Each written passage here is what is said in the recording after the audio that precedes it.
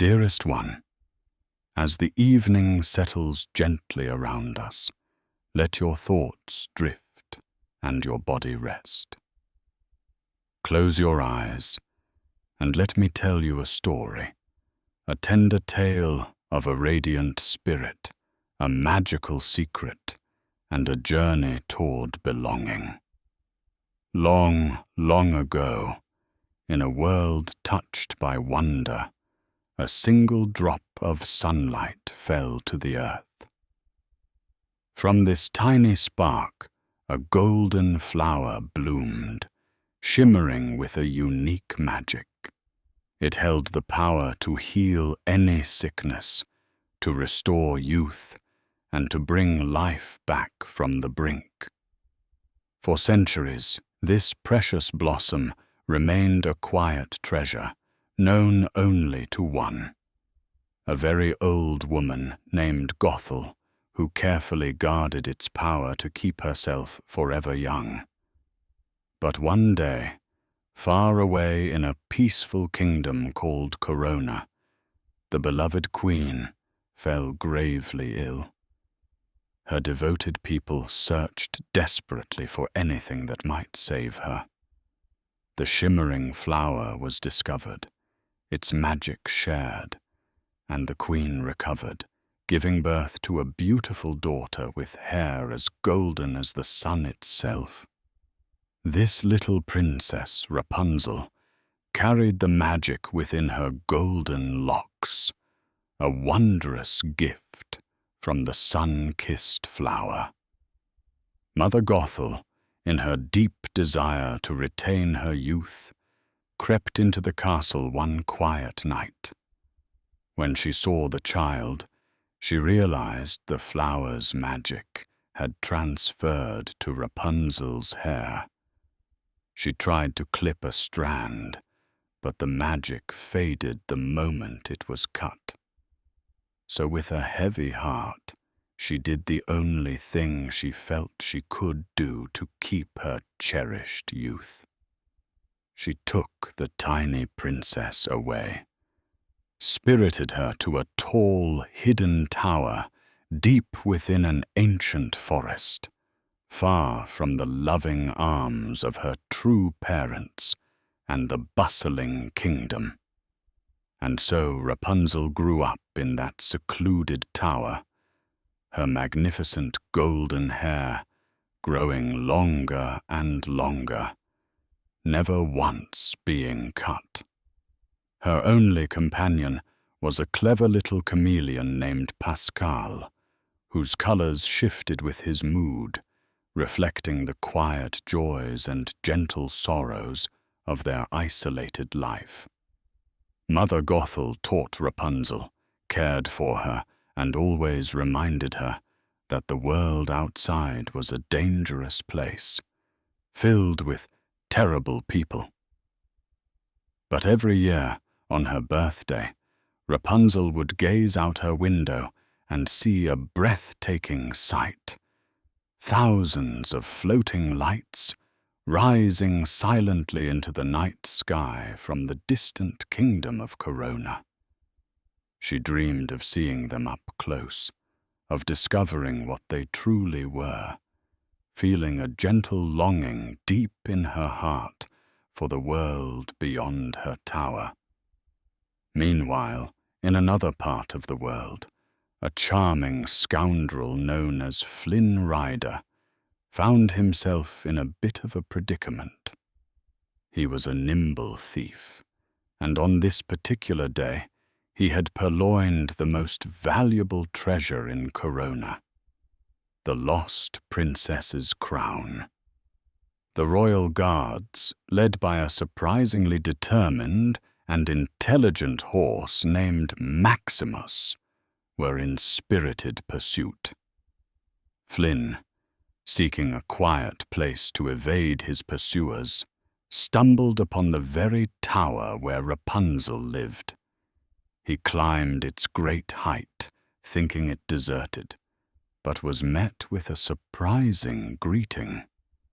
Rapunzel, startled but also incredibly brave, did something she'd never done before. She gently knocked the unsuspecting thief unconscious with a frying pan.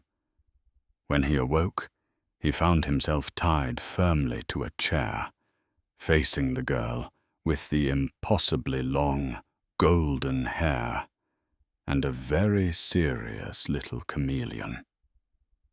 Rapunzel, her heart aflutter with a mix of fear and excitement, made a bold offer. If Flynn would take her to see the floating lights, she would return his stolen crown. After much gentle persuasion from Rapunzel and a firm nudge from Pascal, Flynn reluctantly agreed. When Mother Gothel returned, Rapunzel, with a quiet resolve she hadn't known she possessed, asked for permission to see the lights. Gothel, naturally, refused, making Rapunzel feel as though her dreams were forever out of reach. But Rapunzel, knowing Gothel would be gone for 3 days, made her decision. With a deep breath and a gentle push from Pascal, she used her hair to lower herself and a rather surprised Flynn to the ground. The world outside the tower was overwhelming and wonderful.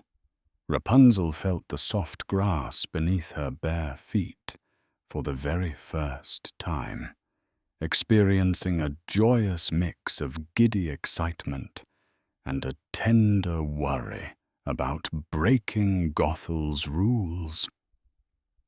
Their journey led them to a curious tavern called the Snuggly Duckling, a place filled with large, imposing men who, despite their rough appearances, harbored gentle dreams of their own. After Rapunzel, with her pure heart and hopeful spirit, shared her own yearning, these tough men, touched by her innocence, became her unexpected allies, promising to help her on her quest. Their path continued through the whispering woods, a gentle chase by Maximus leading to an unexpected truce when Rapunzel used her healing hair to soothe a scratch on his leg.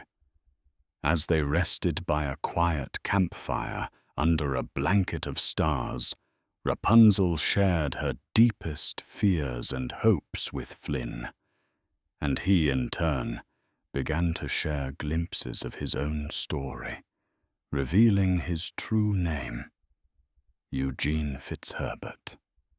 It was a tender moment of quiet understanding, illuminated by the distant glimmer of the floating lights.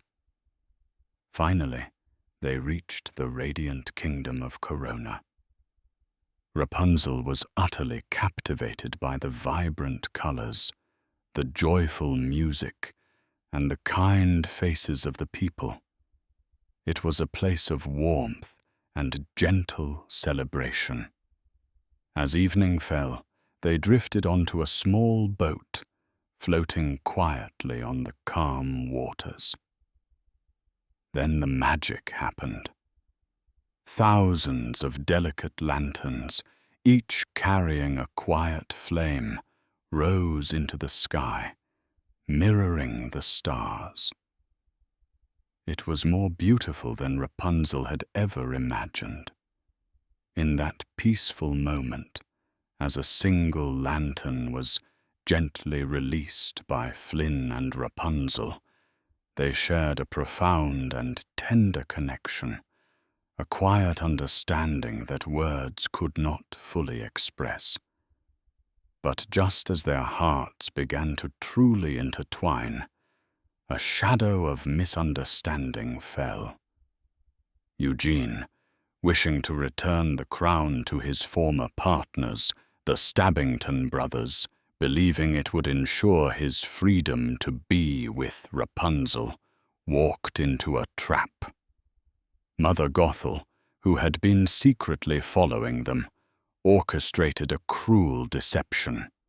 Rapunzel was made to believe Eugene had betrayed her, abandoning her for the crown. Heartbroken and feeling utterly alone, she allowed Gothel to lead her back to the silent, familiar tower. Back in the tower, Rapunzel's gentle spirit felt heavy with sorrow. But as she looked at a tapestry depicting the lost princess of Corona, a flicker of memory, a symbol she had painted on her tower walls countless times, ignited a profound realization. The floating lights, the kingdom's symbol, her own golden hair, it all connected. She wasn't just a girl in a tower. She was the lost princess. Mother Gothel, seeing her secret uncovered, grew desperate, trying to keep Rapunzel confined, her gentle words now laced with a possessive fear. Meanwhile, Eugene, unjustly imprisoned, found an unexpected ally in Maximus. The loyal horse, along with the newly kind-hearted men from the Snuggly Duckling, helped Eugene escape. He knew he had to reach Rapunzel, to explain, to save her. He rode with a fervent determination, galloping toward the distant tower. Eugene climbed the familiar stone, his heart pounding not from fear, but from a desperate love.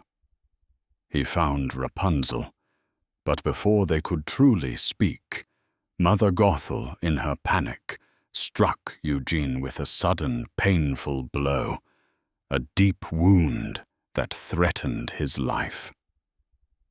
Rapunzel, her heart breaking, pleaded with Gothel. She promised to stay, to be Gothel's captive forever, if only she could use her healing hair to save Eugene.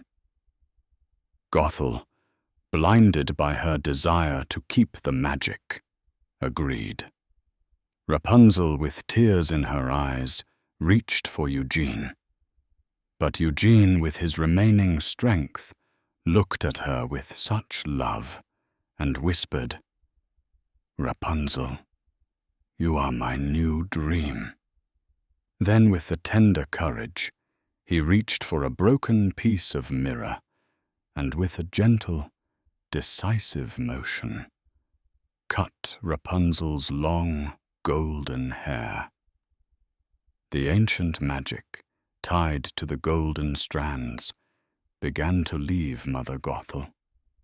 Her form shimmered, and then, as if a long, long dream was ending, she gently faded away, her presence becoming nothing more than a wisp of memory. Rapunzel's beautiful hair, now a soft, rich brown, lay scattered around them. Her heart was heavy with sorrow, believing she had lost Eugene forever. She cradled his head, her tears falling onto his face. But these were no ordinary tears. They were tears born of pure love and selflessness, still holding a tiny spark of the sun's magic.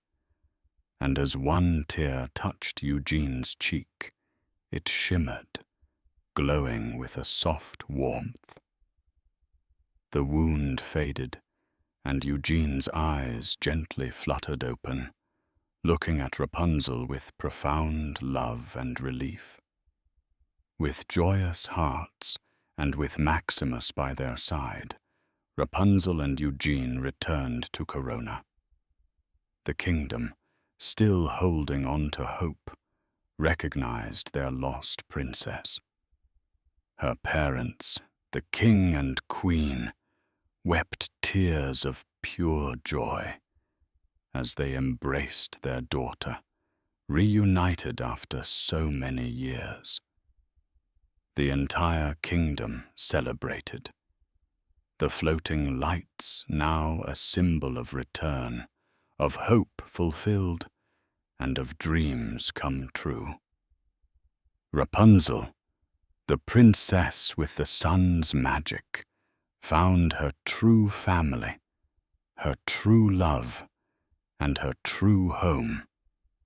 She learned that courage and kindness could overcome even the longest, loneliest nights. And Eugene, the reformed thief, found a purpose far greater than any treasure, a love that brought him peace and belonging. They lived a life filled with quiet joy, tender moments, and the gentle understanding that the most beautiful magic of all resides in love and connection. And now, as this sweet story finds its peaceful end, may you too feel the warmth of belonging and the gentle touch of quiet dreams. Rest deeply, my dear one, and drift into a night of serene and restful sleep.